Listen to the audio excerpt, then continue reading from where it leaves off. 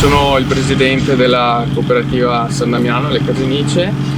Abbiamo deciso di investire in questo progetto perché volevamo dare ai nostri clienti un prodotto sano di qualità certificata.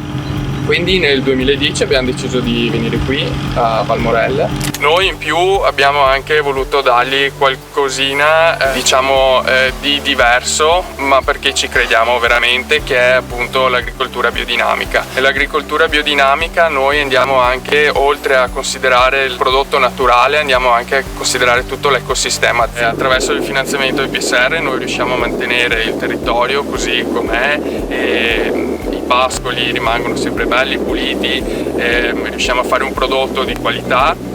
Siamo riusciti a dare un ricovero necessario, però sempre dal punto di vista del benessere animale, quindi creando questa stalla che noi non saremmo riusciti a creare senza contributi, però siamo riusciti a farla in modo tale che le mucche, anche se stanno in stalla, sono tranquille. Io credo che uno dei punti fondamentali è che l'allevatore o il contadino, l'agricoltore creda veramente in quello che fa e creda veramente che questo può cambiare la società.